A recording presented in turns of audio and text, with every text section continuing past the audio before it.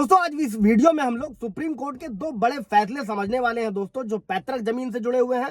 एक supreme court का judgement और प्रॉपर्टी पर मालिकाना हक को लेकर। दोस्तों जय हिंद, नमस्कार, मैं एडवोकेट आशीष मिश्रा। लाइक कर दीजिएगा, शेयर कर दीजिएगा, सब्सक्राइब कर दीजिएगा ताकि इन्फॉर्मेशन और लोगों को मिल सके दोस्तों, और लोग इसका फायदा उठा सके। और कई सारे मेरे व्यूवर्स के भी सवाल रहते हैं दोस्तों, इसीलिए दो जजमेंट आप लोगों के लिए आज लेकर आए दोस्तों। सबसे पहला जजमेंट समझते हैं दोस्तों कि सुप्रीम कोर्ट ने, क्योंकि बहुत सारे पारिवारिक मामलों में पैतृक संपत्ति को लेकर सबसे ज्यादा विवाद है, और अगर किसी ने अपनी सिटी को छोड़ दिया है, अगर अपने बच्चों के साथ अलग रहने लगा है, तो उनके यहाँ तो पैतृक विवाद संपत्ति का बना ही हुआ है और सालों साल कोर्ट के चक्कर लगा रहे हैं। तो सुप्रीम कोर्ट ने क्या कहा है दोस्तों, अपने एक फैसले में यह साफ किया है कि अगर कोई हिंदू उत्तराधिकारी अपनी पैतृक कृषि भूमि का हिस्सा बेचना चाहता है, तो उसे यह संपत्ति सबसे पहले अपने परिवार के सदस्य को ही बेचने का प्रयास करना होगा। और कोर्ट के अनुसार यह निर्णय, यह डिसीजन हिंदू उत्तराधिकार अधिनियम की धारा 22 के तहत लिया गया है दोस्तों। इस धारा को भी समझिएगा, जिसमें यह मेंशन किया गया कि पारिवारिक संपत्ति का बाहरी व्यक्तियों के हाथ में जाने से रोकना सुनिश्चित किया गया है।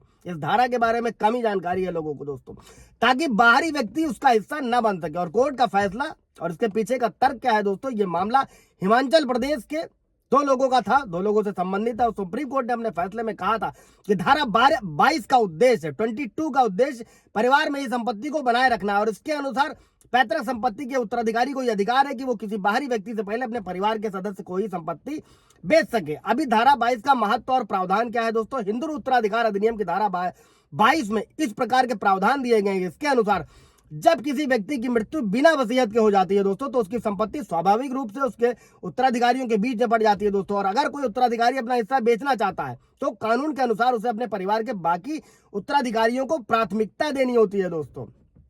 कोई सवाल जवाब होगा तो पूछिएगा। और कोर्ट ने अपने फैसले में यह साफ किया कि धारा 4 के सबसेक्शन 2 का खात्मा इस नियम को प्रभावित नहीं करेगा। और इस धारा का संबंध एक काश्तकारी अधिकारों से है दोस्तों, टेनेंसी राइट्स है, जो पारिवारिक भूमि की बिक्री या स्वामित्व से अलग है दोस्तों। और कोर्ट ने कहा है कि धारा 22 का जो पर्पस है वो पैतृक संपत्ति की रक्षा करना है, ताकि बाहरी व्यक्ति परिवार की संपत्ति का हिस्सा न बन सके, ताकि विवाद कम से कम हो सके दोस्तों। और मामला क्या था, इस मामले में दोस्तों एक व्यक्ति की मृत्यु हो गई थी, उसकी कृषि भूमि थी, उसके दो पुत्र थे, उन्हीं के बीच में विभाजित हो गई थी, और एक पुत्र ने अपने हिस्से को बाहरी व्यक्ति को बेचने का डिसीजन लिया।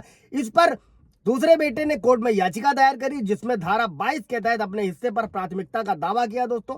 ट्रायल कोर्ट, हाई कोर्ट दोनों ने ही दूसरे बेटे के पक्ष में निर्णय दिया, और अंततः सुप्रीम कोर्ट ने भी इस निर्णय को बरकरार रखा दोस्तों। अगले जजमेंट की तरफ बढ़ते हैं दोस्तों।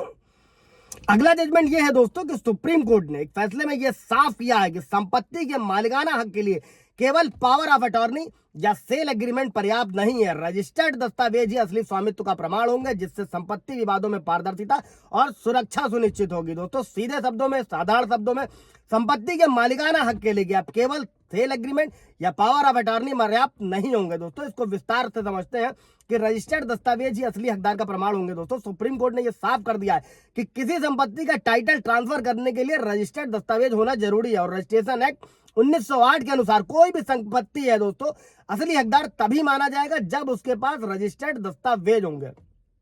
और इस मामले में याचिकाकर्ता ने यह दावा किया था कि उसे ये जो संपत्ति है गिफ्ट डीड के माध्यम से मिली थी, जो मुकदमा था जिस पर सुप्रीम कोर्ट का जजमेंट आया, और प्रॉपर्टी का कब्जा भी उसी के पास में है। इस पर प्रतिवादी पक्ष ने पावर ऑफ अटॉर्नी और सेल एग्रीमेंट के आधार पर संपत्ति पर अपना दावा पेश किया, और सुप्रीम कोर्ट ने याचिकाकर्ता के पक्ष में निर्णय दिया और प्रतिवादी के दावे को खारिज कर दिया दोस्तों।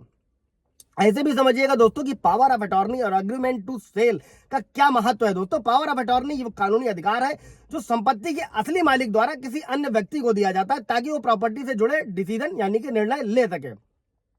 हालांकि पावर ऑफ अटॉर्नी प्राप्त करने के लिए व्यक्ति को संपत्ति का मालिकाना हक नहीं मिलता। और एग्रीमेंट टू सेल क्या है दोस्तों, ये एक ऐसा दस्तावेज है जिसमें प्रॉपर्टी के खरीदार और विक्रेता के बीच हुए समझौते की सभी शर्तें होती है, लेकिन ये भी संपत्ति के स्वामित्व का प्रमाण नहीं होता है, प्रमाणित नहीं करता है। और सुप्रीम कोर्ट के फैसले का प्रभाव क्या होता है दोस्तों इस डिसीजन के बाद में, कि संपत्ति विवादों में यह साफ हो गया है कि किसी भी व्यक्ति को संपत्ति का असली मालिक तभी माना जाएगा जब उसके पास में रजिस्टर्ड दस्तावेज होंगे। इससे संपत्ति के खरीदारों और विक्रेताओं को कानूनी विवादों से बचने में भी मदद मिलेगी। कोई सवाल जवाब होगा आप लोगों का दोस्तों तो पूछ लीजिएगा। Thank you.